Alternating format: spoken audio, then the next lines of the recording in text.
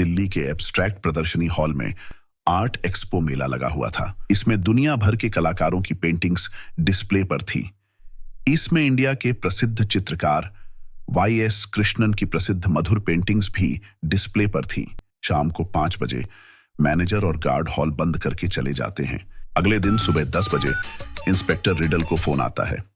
वहां का manager inspector riddle को कहता है कि एग्जीबिशन हॉल में चोरी हो गई है और यहां से कृष्णन सर की मशहूर पेंटिंग गायब है। इंस्पेक्टर रिडल एग्जीबिशन हॉल की तरफ निकल जाते हैं। सबसे पहले वो सारे परिसर को सील करवा देते हैं और वहां के CCTV रूम में जाते हैं। उनको अंदर के हॉल का CCTV फुटेज मिलता है। उसमें एक काले कपड़े पहने कोई इंसान पेंटिंग को लेकर भागता हुआ दिखता है। वो एग्जीबिशन हॉल के क्यूरेटर मिस्टर शर्मा और उनकी सारी टीम को एक जगह बुला लेते हैं। मिस्टर शर्मा कहते हैं, कल शाम 5 बजे मैंने और हमारे गार्ड ने मेन हॉल लॉक किया था और अलार्म सिस्टम ऑन करके हम वहां से चले गए। उसके बाद जब हम सुबह आए तो देखा कि पेंटिंग चोरी हो गई थी। इंस्पेक्टर सब लोग का कॉल रिकॉर्ड निकाल लेते हैं। इसके बाद वो अलार्म सिस्टम का मुआयना करते हैं। वो नोटिस करते हैं कि अलार्म सिस्टम एक डिजिटल सिस्टम है और वो रात 2 बजे डिसअलार्म कर दिया गया था। वो विजिटर लिस्ट भी चेक करते हैं और वो नोटिस करते हैं कि एक विजिटर जिसका नाम रीमा है वो रोज पेंटिंग को देखने आती थी। इंस्पेक्टर रिडल उसका एड्रेस निकलकर उससे मिलने जाते हैं। वह कहती हैं कि मैं मिस्टर कृष्णन की बहुत बड़ी प्रशंसक हूं और मुझे उनकी पेंटिंग्स देखना बहुत पसंद है। इंस्पेक्टर रिडल ने उससे अधिक जानकारी मांगी। वो कहती है, मुझे उस प्रदर्शनी हॉल के अकाउंटेंट से प्यार है। पेंटिंग के बहाने उसे मिलने जाती थी। इंस्पेक्टर रिडल को कुछ समझ आता है। ये सच बोल रही है, क्योंकि जब वो कर्मचारी के कॉल रिकॉर्ड की जांच कर रहे थे तो अकाउंटेंट के कॉल रिकॉर्ड में रीमा का नंबर था। वो सोचता है, मगर इससे पेंटिंग की चोरी का क्या लेना देना, लेकिन कुछ कनेक्शन तो है।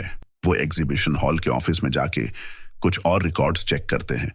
वो रीमा के कॉल रिकॉर्ड्स निकलवाते हैं तो उन्हें एक अनजान नंबर का भी पता लगता है जिससे रीमा बार बार बात करती थी।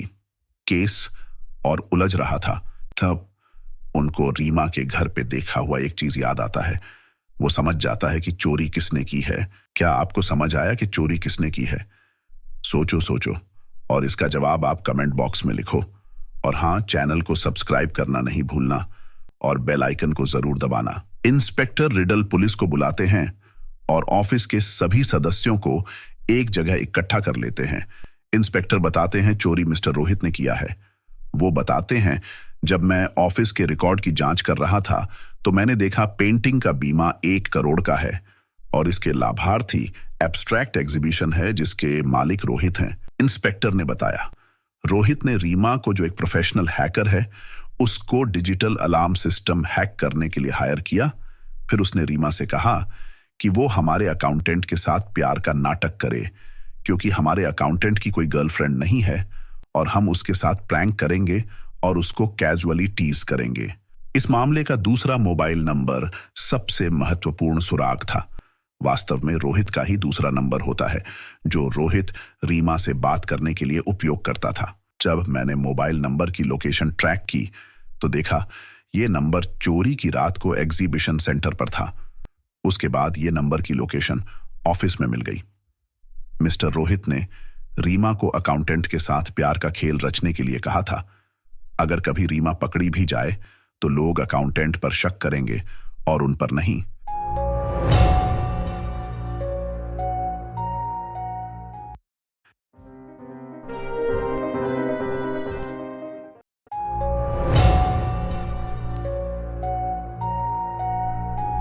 मधु और कुणाल पति पत्नी होते हैं। मधु एक मल्टीनेशनल कंपनी में नौकरी करती है और कुणाल वर्क फ्रॉम होम का एक IT प्रोफेशनल होता है। वो एक किराए के मकान में रहते थे जिसका मालिक एक रिटायर्ड कर्नल था। मधु हर सुबह की तरह अपनी नौकरी के लिए निकल जाती है और कुणाल अपनी नौकरी घर से ही शुरू करता है। शाम को जब मधु अपने घर वापस आती है तो वो देखती है कि किसी ने कुणाल की हत्या कर दी है। घर का नौकर इंस्पेक्टर रिडल को फोन करके बुला लेता है। इंस्पेक्टर रिडल जब लाश को अच्छे से जांचता है तो उनको कुणाल की मौत का अप्रॉक्सीमेट समय मिल जाता है। इंस्पेक्टर 3 लोग से जांच करते हैं सबसे पहले वो मधु से पूछते हैं कि मर्डर के टाइम पर वो कहाँ थी। वो कहती है, सुबह मैं अपना ऑफिस चली गई थी और शाम तक वहीं पर थी। फिर वो उनके नौकर से पूछता है। वो कहता है, मैं बाजार से सामान लाने गया था और ये रही बिग मार्केट की रसीद। फिर वो उनके मकान मालिक कर्नल साहब से पूछते हैं, मैं एक रिटायर आर्मी मैन हूं।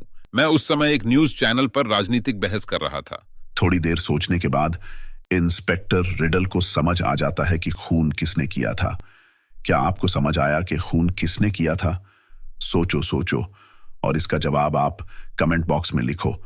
और हाँ, चैनल को सब्सक्राइब करना नहीं भूलना और बेल आइकन को जरूर दबाना। मर्डर मधु ने किया था। उसको मालूम था कि उसका नौकर दोपहर को बिग मार्केट से सामान लेने जाएगा। सब ये समझेंगे कि मर्डर रिटायर कर्नल ने किया है क्योंकि वो ही घर में अकेला था। मगर ये उसकी चाल कामयाब नहीं हुई क्योंकि आर्मी ऑफिसर उस समय लाइव टीवी डिबेट में था।